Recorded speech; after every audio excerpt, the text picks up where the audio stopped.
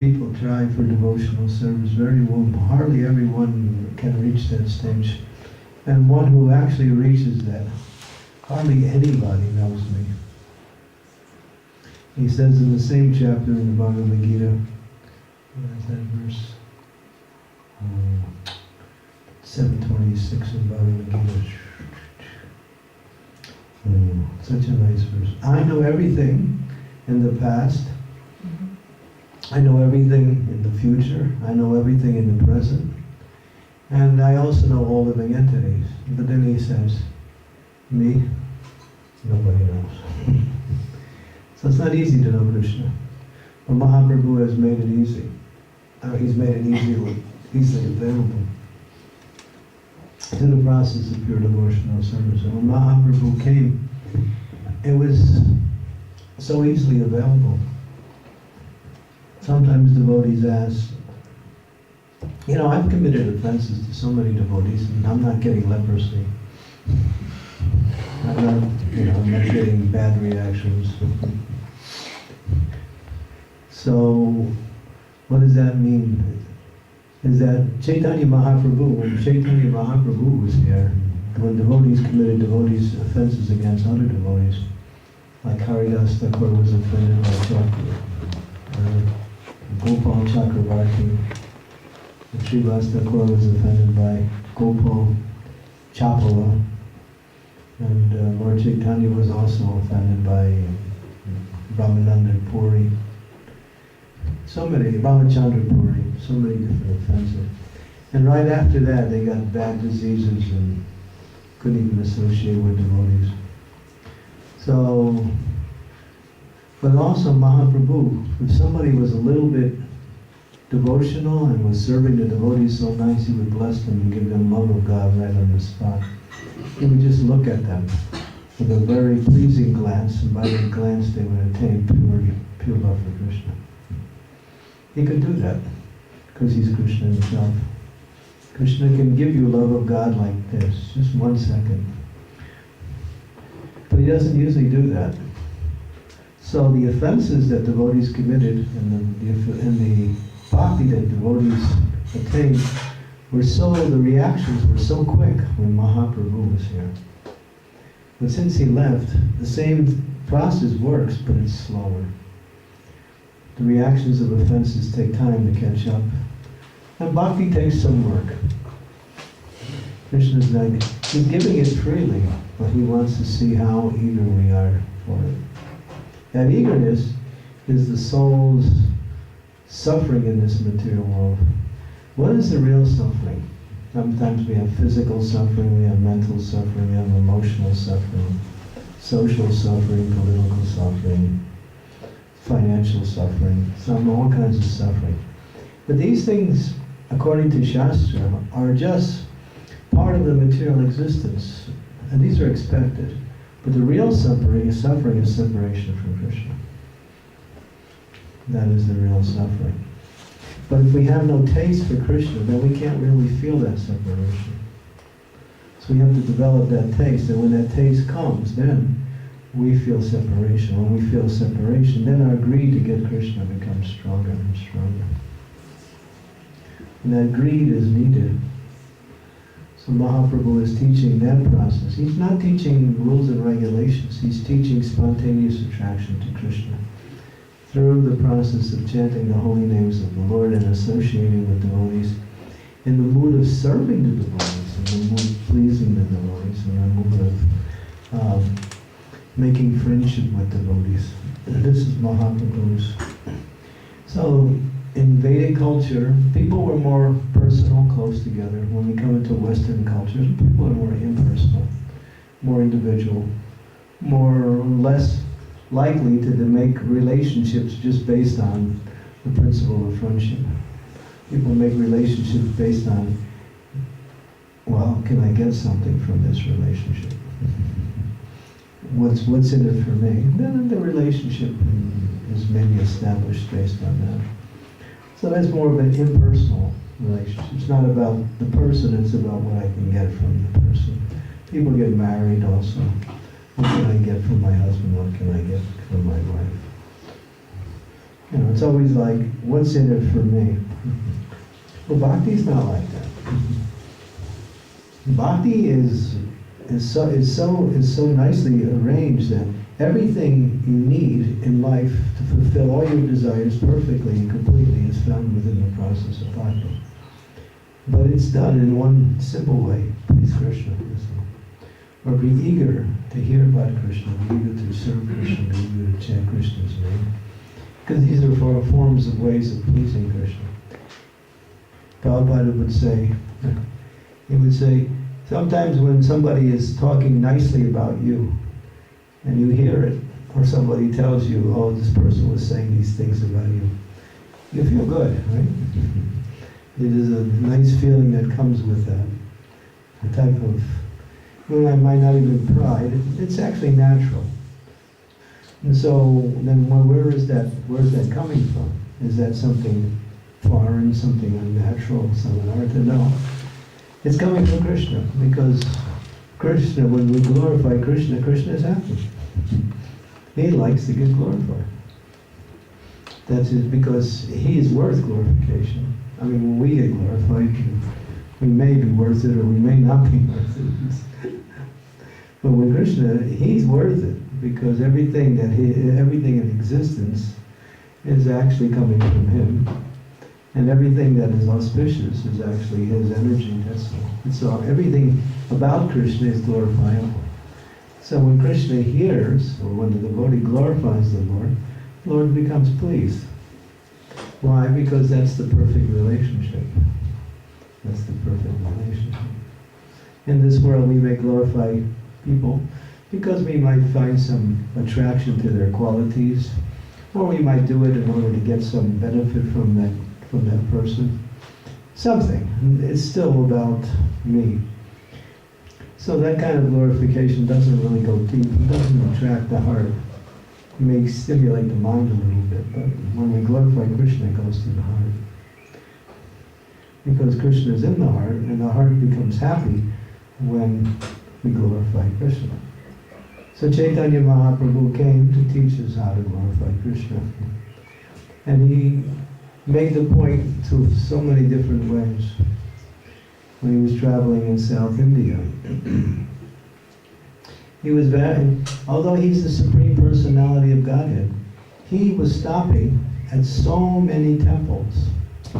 He went to Vishnu temples, he went to Nrsimha temples, he went to Krishna temples, and he would pay his obeisances to Lord Shiva, to Lord Vishnu, to Lord Nrsimhadev, to Radha and Krishna.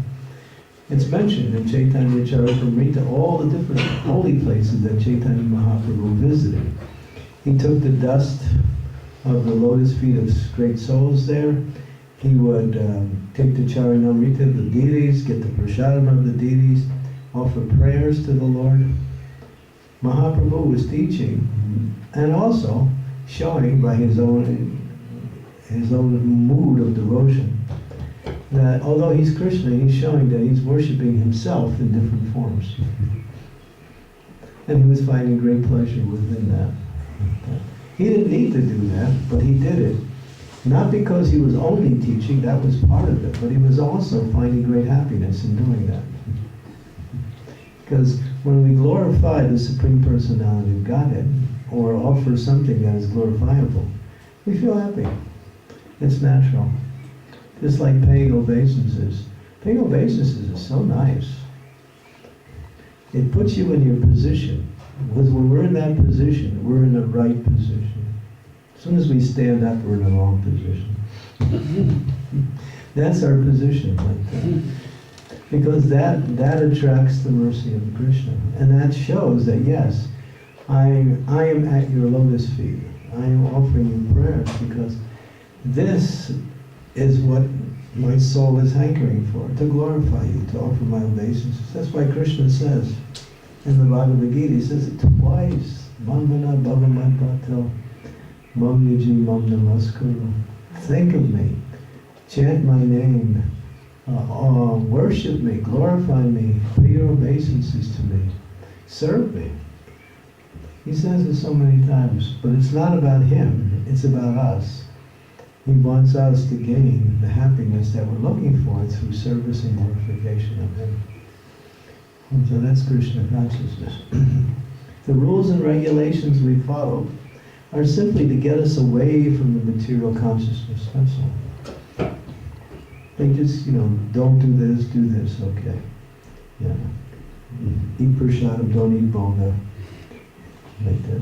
Different rules and regulations that we follow. No intoxicating. All these rules and regulations are to get us all away from the material energy. But once we're getting away from the material energy, we can't stay away from the material energy unless we glorify Krishna. Prabhupada was giving a lecture and he was saying, this was back in 1970, maybe even before then, 60s, when the President of the United States was Lyndon Baines Johnson. I don't know if you ever heard of him. He was just a Texas cattleman who became president. So Prabhupada's giving one talk and he's saying, if you don't glorify Krishna, you will glorify Lyndon Baines Johnson. That's a fact. So if we don't glorify Krishna, we'll glorify Donald Trump or Tito, somebody. The nature to glorify a personality is part of the living entities innate quality. To find someone that attracts our attention and say something wonderful and try to emulate that person in different ways. But these things in the material world doesn't satisfy the heart. It may stimulate the mind a little bit. But what satisfies the heart is glorifying Krishna. Therefore Krishna is glorified. His names, his forms, his qualities, his pastimes, his entourage, his pure devotees, all forms of glorification of Krishna. And Prabhupada gave us so many books. What is it? Glorification of Krishna. We're out distributing books. We want people to read the books. We want them to take up Krishna consciousness. What is it about? Glorification of Krishna. Glorification of the process of bhakti, which leads us to glorification of Krishna. So these are the teachings of the great souls.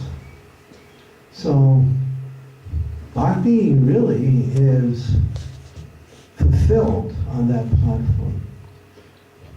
Sometimes devotees, it's like one senior devotee, he preaches in one area of the world, in Russia, and mostly in that area.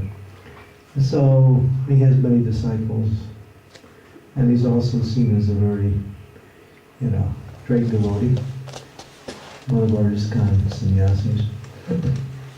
And devotees were coming to him with problems. There's this problem, that problem, this problem.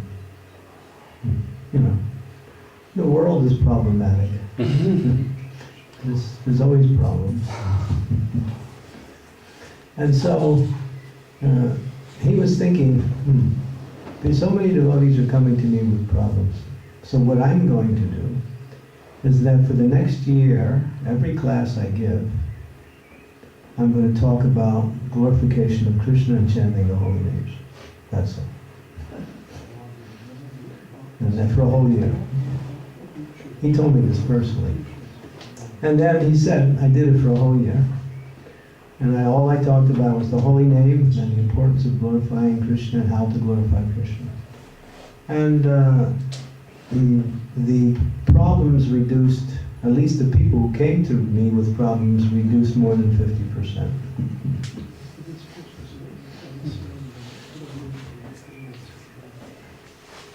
Prabhupada, Bhaktisiddhanta Saraswati would always say the same thing. There's only one problem. Lack of Krishna consciousness. He would say it over and over again. So that the fulfillment of our desire for happiness and satisfaction, peace of mind, and how to live in this world is really centered around Shravanam, Kirtanam, Smaranam.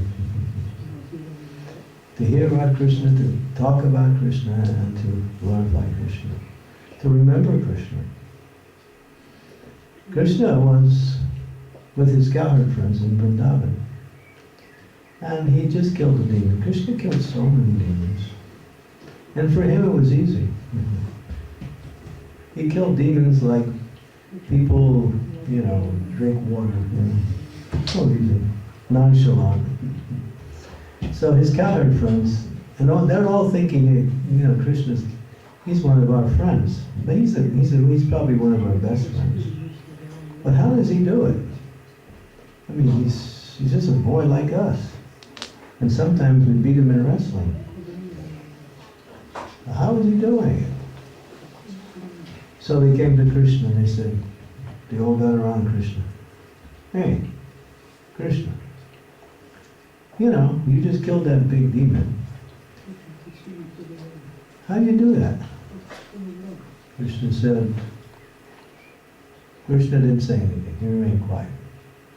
So one boy, he made a guess.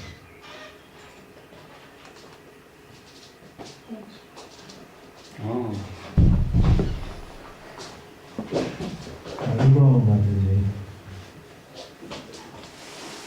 So one boy, he said, I know, Krishna's got a special mantra, and when he chants that mantra, he can kill demons. That's it. One boy says, that's not it. His mother, he gets his power from his mother. His mother puts all these mantras on his arms. She ties them on, and then he has all this power, and then all this power his mother gives him through these mantras. That's how it goes.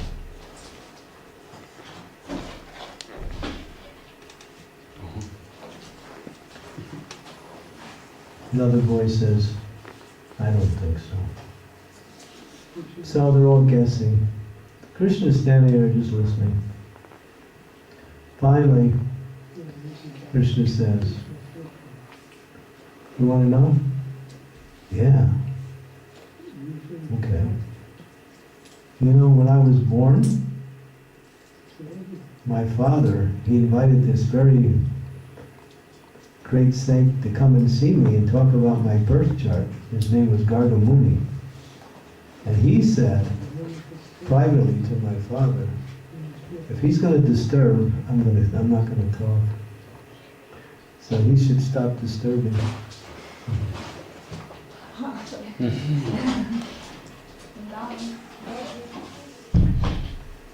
Children are meant to be engaged when they're playing or doing something, not disturbing the grown-ups. Okay, so Krishna said, and he read my birth chart. And he said, this boy of yours, he takes birth in different millenniums, and he has different colors. And in this particular incarnation, he is actually as good as Narayan. In fact, he is Narayan. And then Krishna says, so if you really want to know, I'm God. Now, telling that to the cowherd boys. And so they said, they all looked at each other, some of them are laughing, and some of them, it's a place, the place where this pastime took, it's called Hasyavan. Hasya, H-A-S-Y-A, means laughter. And Van means place, Hasyavan, the place of laughter. So all the boys were laughing and laughing and laughing. And Krishna was also laughing and laughing and laughing. And then finally the boy said, all right, let's go play. They don't want to hear that Krishna's God. And even if he says it, they don't believe it. Because he's like one of them, he's the best friend. But he's a little bit better than all of them, they can see that. So that's how the cowherd boys see Krishna, is a friend. So one of the ways to connect with Krishna is through friendship. Another way is through servitude. Another way is through becoming Krishna's parent. Another way is becoming Krishna's lover. The different relationships with Krishna all are fixed within the heart of the living entity accordingly. And according to that relationship, one feels completely satisfied in loving relationship with Krishna. How do you find out your relationship with Krishna? How do you know which one it is? It starts with dasya ras. Starts with dasya. From dasya, everything expands. Dasya means servitorship. So as we serve Krishna and please Krishna and engage by hearing about Krishna, and then we get some idea, oh, I like to hear about Krishna's pastimes with the gopis. I like to hear Krishna's pastimes with the cowherd boys. I like to hear Krishna's pastimes when he herds the cows in the field. So there's so many different types of pastimes that Krishna engages in. So when the devotee starts to focus on a particular leelas, one starts to find some attraction. And then gradually, Krishna reveals one's mood of devotional service. Because we're not these bodies. These bodies are just, they're actually jail cells. Locked up in the jail cell. Well, what can you do? This is where we're in the material world, that's a jail. And the body is another jail, a jail within the jail. And we preach to people in jail, so there's a jail within the jail within the jail. So it's just many jails, that's all. So freedom is actually to get out of this material body into the spiritual realm. And how do we do that? Just absorb yourself in hearing about Krishna. More and more. And if the more you hear about Krishna, the more you want to tell other persons about Krishna. Because you can't keep it to yourself. You can try, but it doesn't work. Because the idea is that when you get something really nice you want to share, especially with people you love or people who are close to you, you want to immediately share it. So when you keep hearing about Krishna a lot, then the reaction is, hey, I want to tell you about Krishna. You know what I read today? What? What'd you read? Oh, yeah. Okay, let me hear. So then, that is called Krishna Katha. And that carries our consciousness to the spiritual realm. Because the glories of Krishna are not part of this material world. Srimvata Swakata Krishna Punya Shravana Kirtanaha Vridantalya Vidrani Vidhudoti Sesita. So Mahaprabhu, although he emphasized glorification of Krishna through Harinam Sankirtan, many times with his devotees he would get together, especially with his close devotees, and they would just talk about Krishna for hours and hours and hours. Just talking about Krishna, never getting tired, losing track of time. In fact, when Mahaprabhu would perform kirtan, he would forget about the time. And sometimes the devotees would have to remind him, hey, it's time for prasad. And he would say, oh, okay. He'd stop the kirtan and then he'd take prasad. Sometimes he wouldn't even listen and just keep going in kirtan. So this is Krishna consciousness. It's very attractive. But we have to be greedy. Have to have that greed. But then we think, oh, I got no time. I'm doing this service, I got this responsibility, I gotta go here, I got a job, I got this, my body is bothering me, I gotta take care of it. So many things. Yeah. But that's part of living in this world. And that requires some attention. But not our real focus. Our real focus is to hear and just chant the glories of the Lord. Especially this month. This is the month of Purushottam Mas. This month is the most auspicious month in the calendar year.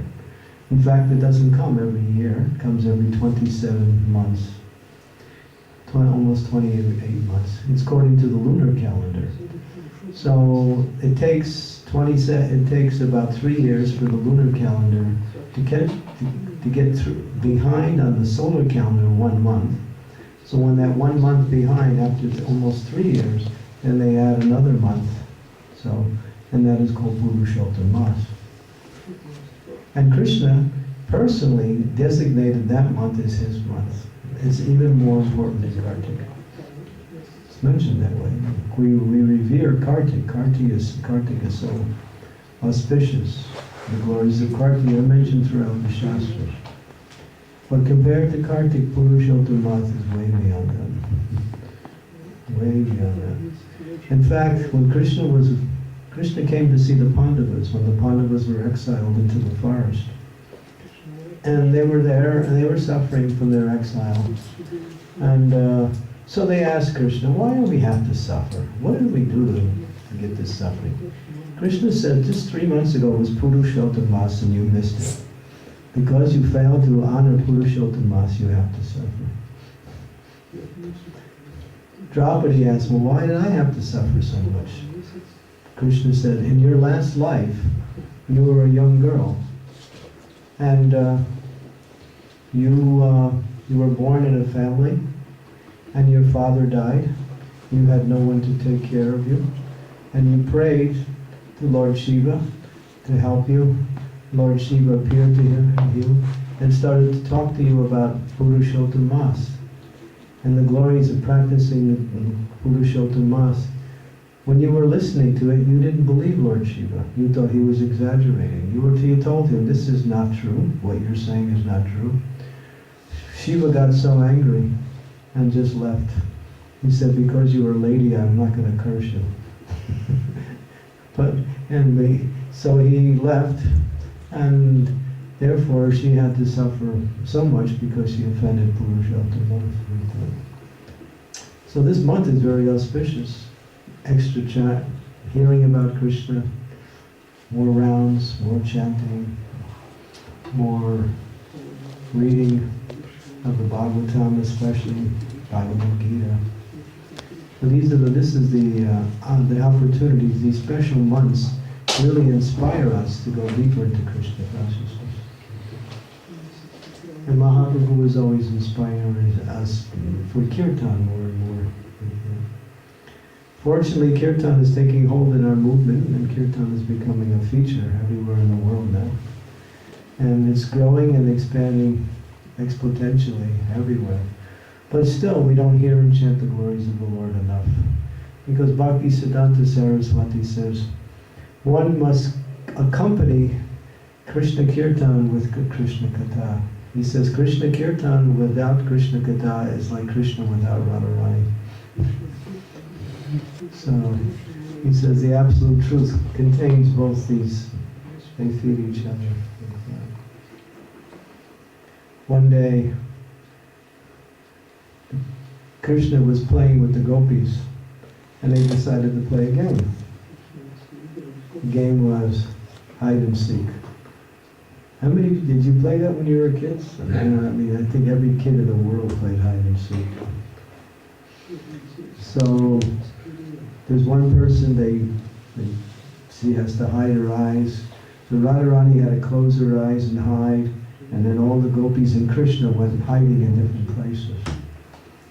So now everybody's hiding, and Radharani she comes down now, she has to find everybody. So she's looking, and looking. And it's easy to find the gopis because the gopis have so much love for Radharani that as soon as she gets close by, they start laughing.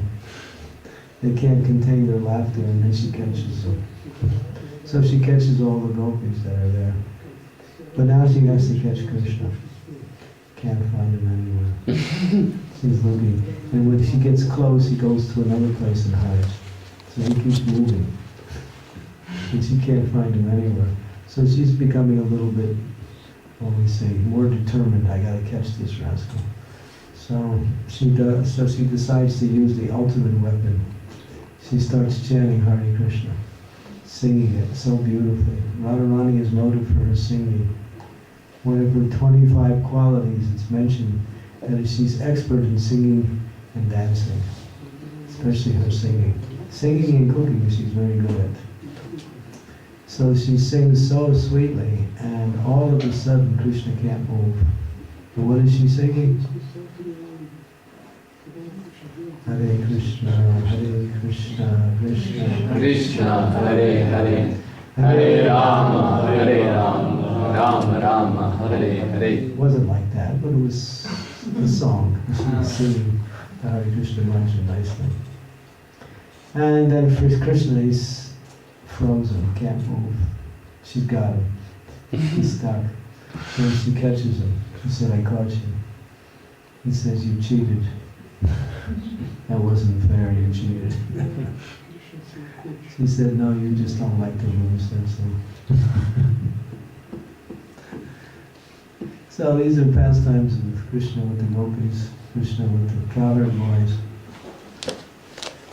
The Acharyas have written so many books. Rupa Goswami, Vishwanath Chakravarti Thakur, Raghunath Das Goswami, Srila Prabhupada. The Acharyas have always written books about the glories and pastimes of the Supreme Personality of Godhead. So these books, we have a whole shelf full of books. Just like I can see Brihad Bhagavatamrita on the shelf there. That is the best of Bhagavatam. What is Brihad Bhagavatamrita? After Maharaj Parikshit had heard from Sukadeva Goswami the glories of Srimad Bhagavatam, he was ready to meet his destiny. He was destined to die by being bitten by a snake bird. And so it was time for him to meet his death. So he was going to a place to sit down and meditate. His mother, Uttara, she came running up to him and she said, son, I'm your mother. Please share with me what Sukadeva Goswami told you. I want to hear. He said, mother, I don't have time. Time is short. So please give me something. So he did. And he gave her Brihad Bhagavatamrita. So that is the essence of what he heard, which is the story of how Narada Muni goes from one person to another, trying to find out who is the highest of all persons.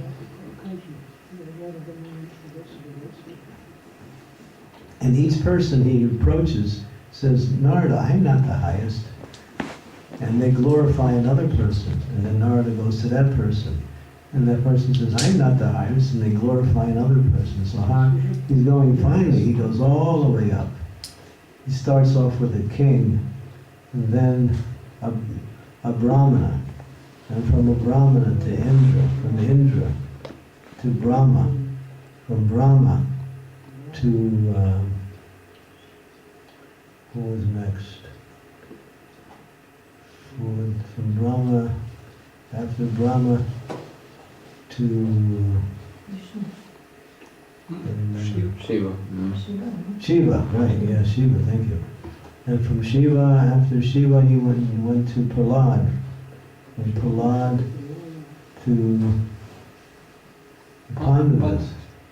From Pandavas to Hanuman, I think it was. Hanuman then went to the Vrishnis. After the Vrishnis, and then Uddhava. After Uddhava, the Gopis. After the Gopis, we get to Radharani. So he's hearing the glories of all these personalities from these personalities who are glorifying someone else. Like that. So this is the nature of a Vaishnava. A Vaishnava never thinks, oh, I'm so glorious. But he wants to glorify others and says that these persons are actually glorious. You want to be glorious persons. So this is Brihad Bhagavatamrita. So Narada gets his desire fulfilled after he hears about the glories of Srimati Radharani and Vrindavan. So, that's just one Shastra I can see here. There's many other ones on I can't see all the names from here. And the lives of the great souls, Srila Narottam Das Thakur. My god sister just released a book. She gave a class at Sadhu Sangha just less than 2 weeks ago. Less than a week, about a little more than a week ago, on the life of Narottam Das Thakur. She wrote a whole book on the life of Narottam. It's a classic. I read it when it was in manuscript form. One devotee from Slovenia had it. I read it in manuscript form. So beautiful, the life of Bhagavatam Das Thakur. So this is what absorbs our conscience, hearing and chanting the glories of the great souls.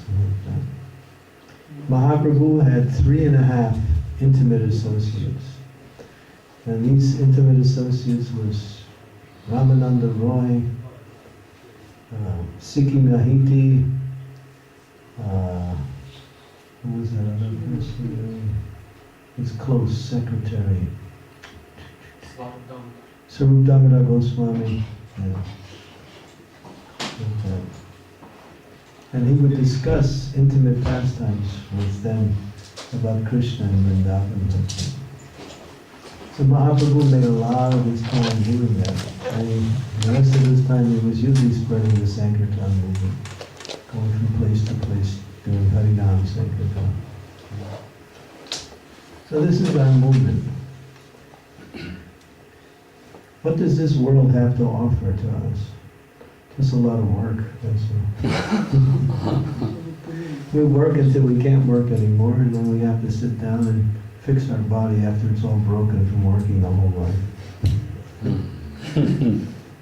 I remember I was out on Sankirtan when I was young. So one person, he said, "What do you do for a living?" I said, I do this. I distribute, books. He said, "You don't work?" I said, "No, I retired when I was 25. I said, "Nothing coming in, nothing going out." No Social Security. So they were shocked, "You don't work, you're so young." So yeah, to work is actually a curse. It's a curse to have to work. If you work for yourself, that's a little better, but if you're working for someone else, that's a real curse. That's a real curse. But even working for yourself, because Krishna maintains his devotees. If we're hearing and chanting the glories of the Lord, and then engaging in devotional service, Krishna will take care of us. But some of us are not ready for that, so we need to work for a little while and experience the miseries of the material world for a little bit more until we get tired of it. And finally we say, "Yeah, I heard that class 10 years ago. Maharaj said, don't work." I finally got it 10 years later. So, and in the spiritual world, what do? We sing, we dance, and we perform different activities with Krishna. So if we can do that now, then we're actually preparing ourselves for the spiritual world. One who's engaged in devotional service, fully engaged in devotional service, is immediately on the transcendental platform. They're not part of this material world. And so we transport our consciousness to Vaikuntha by the spiritual airplane of Krishna Katha, and Krishna Kirtan, and Krishna Puja. 3 things. When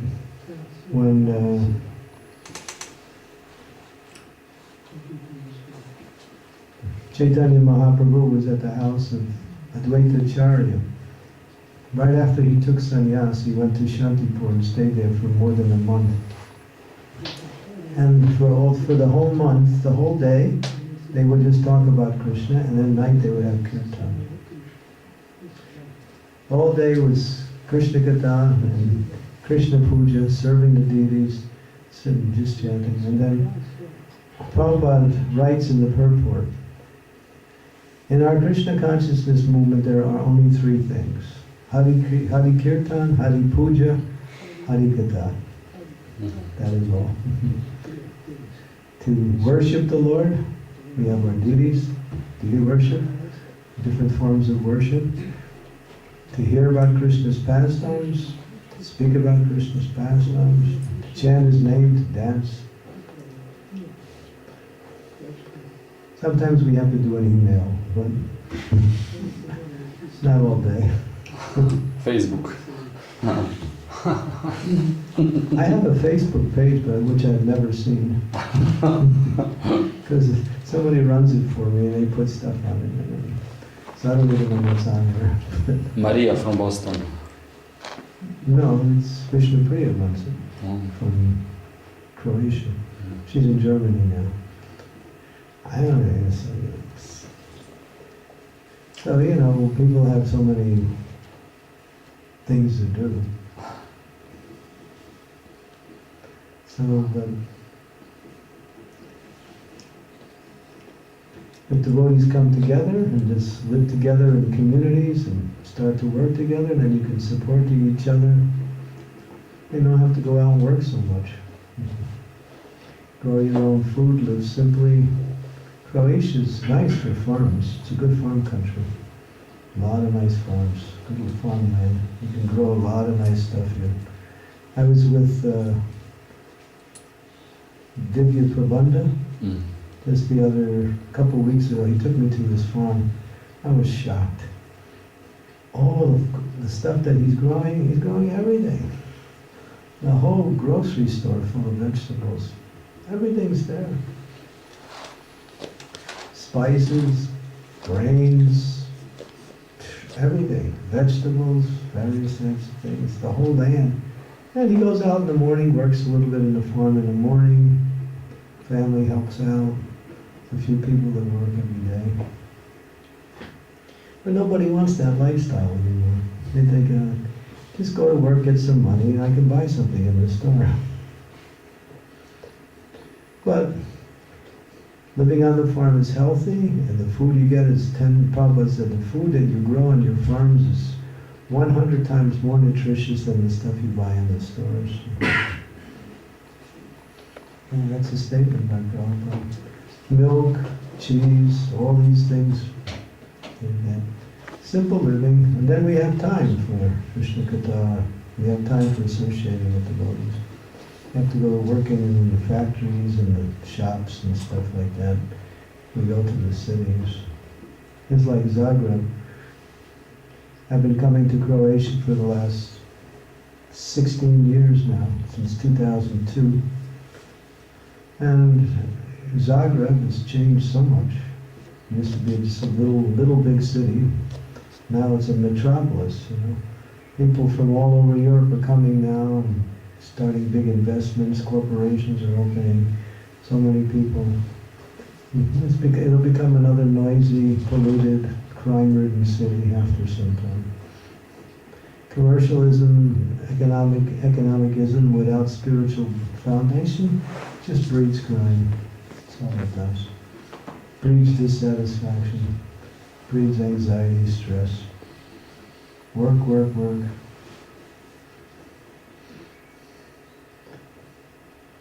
And work is a 4-letter word. I don't know if you got that. Nobody got that. They say 4-letter words are bad words. Work is a 4-letter word. So we have to work for Krishna. But that's not work, that's bhakti, that's devotional service. That elevates our consciousness.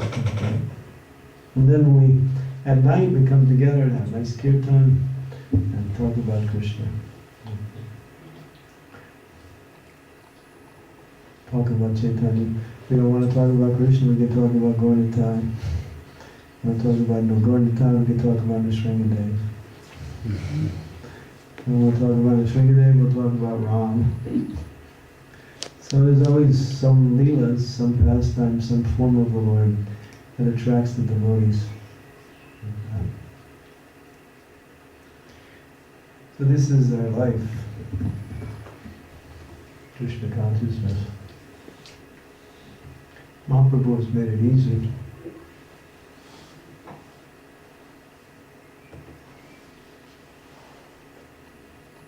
These look nice. You dressed them this morning? Yeah. That's really nice.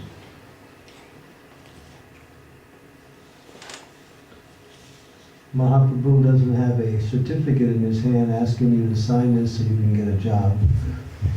He's got his arms up like this. Let's dance and chant.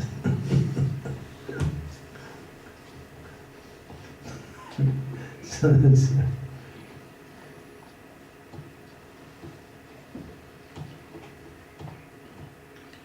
Any questions? Comments?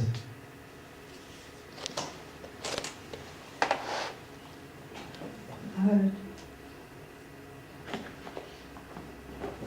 have one personal question. Can I pray for a request? Personal?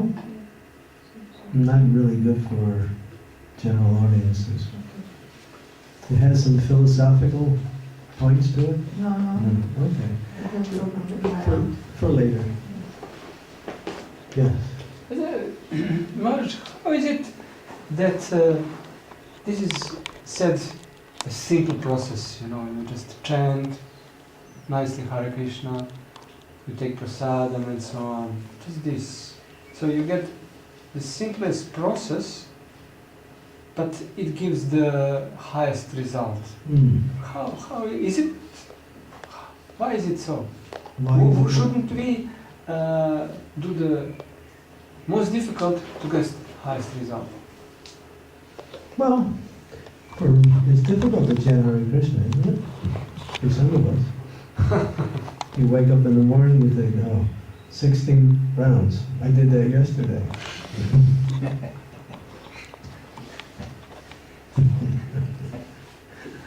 Have to start from 0 again. Yesterday I did 20 rounds, so I have 4 for today already started, right? No. So, no, the idea is that, see, the Western mentality, and it's very deeply ingrained, strongly ingrained in Western mentality.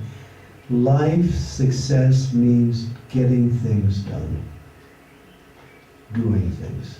I do something, I see some results, I feel some accomplishment, some satisfaction. The Western countries are steeped in the mode of passion and ignorance. Life means activities, doing, getting. We do that in Krishna consciousness too, but that's an expression of our sadhana. Your service is an expression of your sadhana, an extension of your sadhana. The quality of your sadhana will help you develop the proper consciousness when you have to do your day-to-day services. But we don't put enough time for hearing and chanting. We're more eager to do things. Let's do.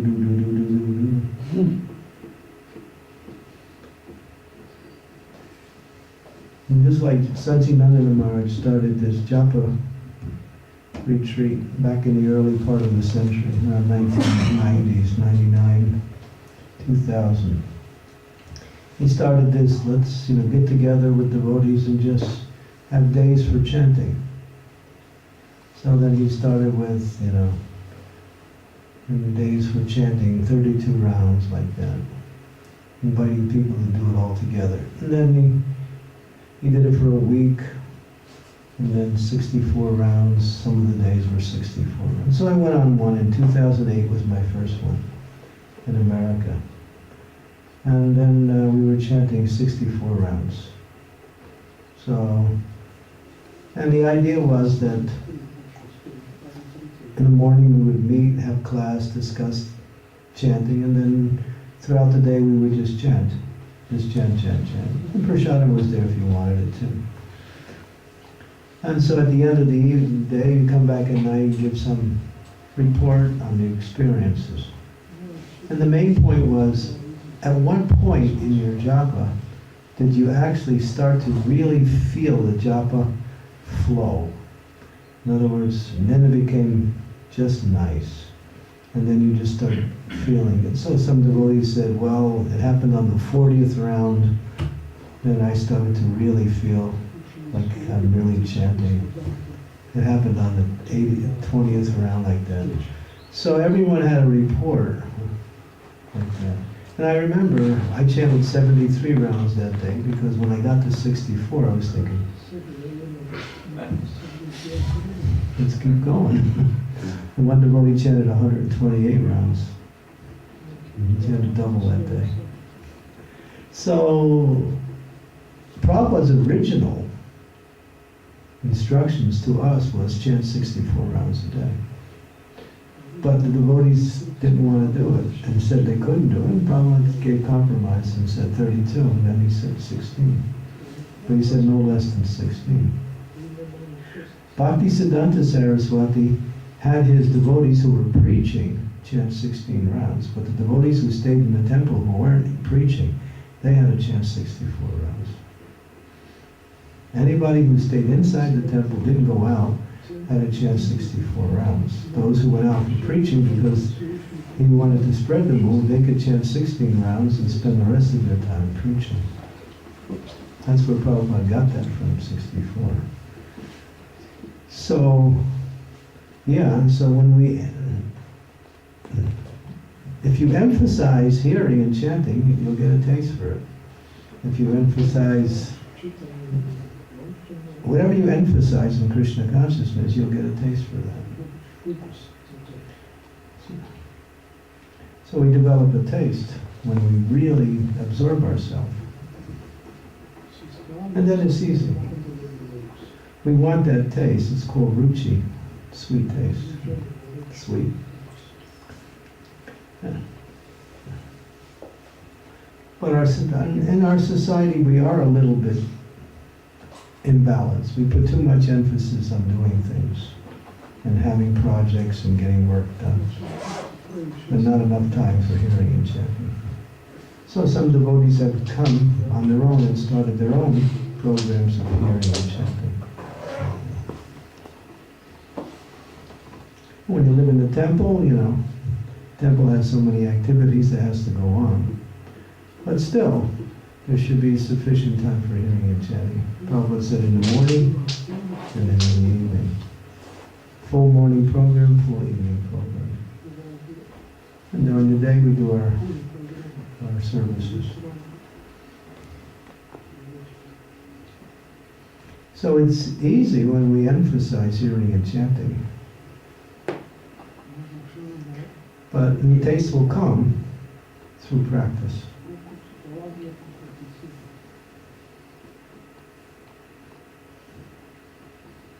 Devotees have certain natures. Some like to read, some like to chant, some like to work more.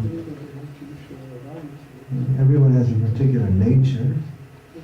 So everyone can follow their nature, but still, we still have to hear and chant in order to keep ourselves connected to the process.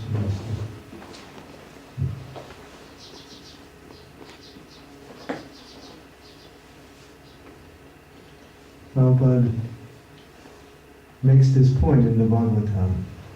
Some people say that Krishna consciousness is very easy, other people say it is very difficult.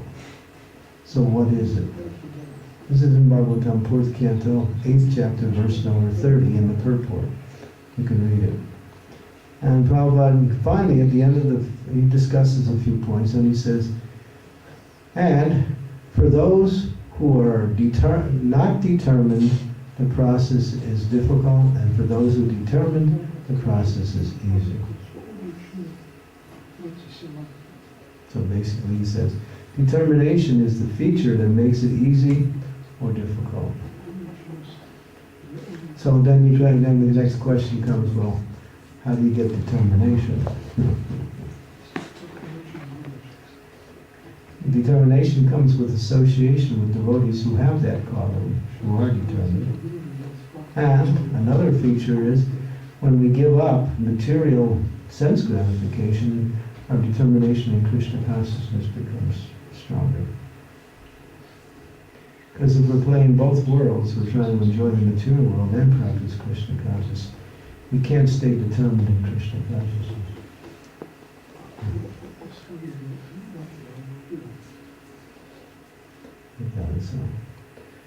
determination. Utsahan nischaya dharya tat karma pravartana. Utsahan is enthusiasm, nischaya is determination, dharya is patience. Be enthusiastic, be determined, but be patient. And the next tat karma pravartana means to hear and chant the glories of the Lord. Sadhu Sangha, association with devotees. These are the things that emphasize our success in Krishna consciousness. So, we have to inspire others. Try to inspire others to get inspiration yourself and try to inspire others by your example. And whenever you have the time, you can also do it by your words. But your example is the best.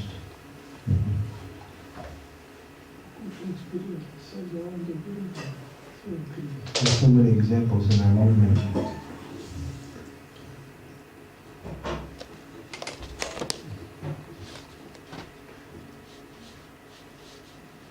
Any other questions?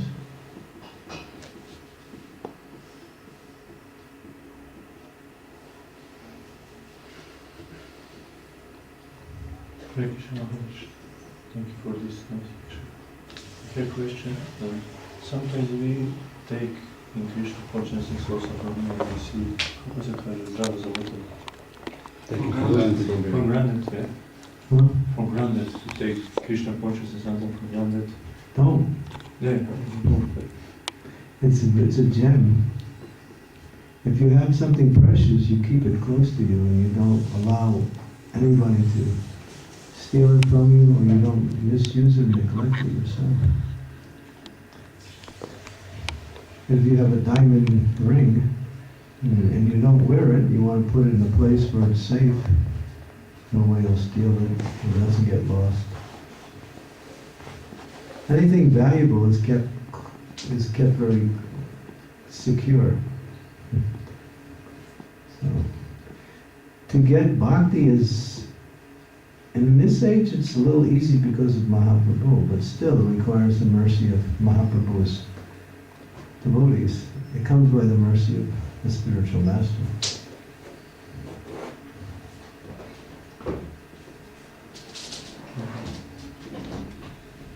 Don't take it for granted.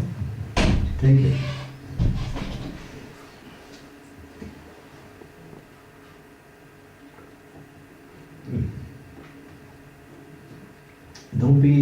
Don't find yourself so many years later saying, oh, I could have did much more, but I didn't.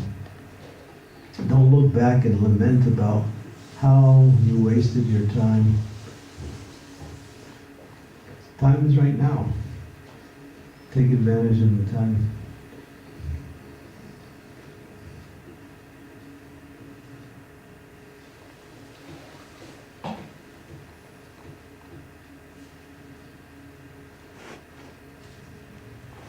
Any other questions?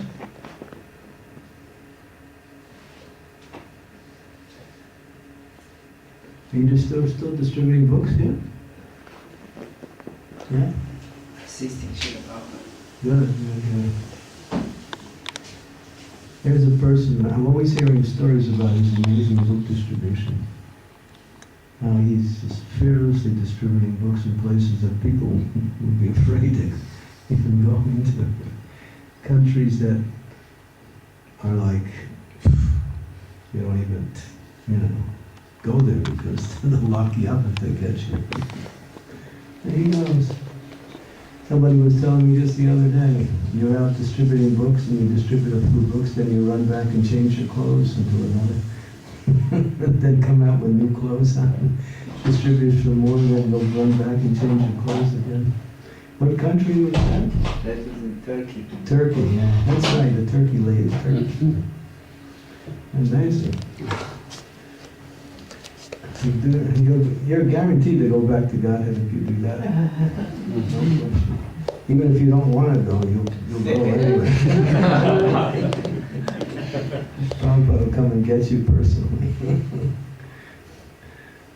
That's Krishna consciousness, taking a risk for Krishna, to spread, to give Krishna consciousness to everyone, anyone. Yeah, because these books are so, Prabhupada said these books are like time bombs. People get them, in due course of time they have an effect on whoever has a book. So many stories of how devotees have received books and then in due course of time the book acted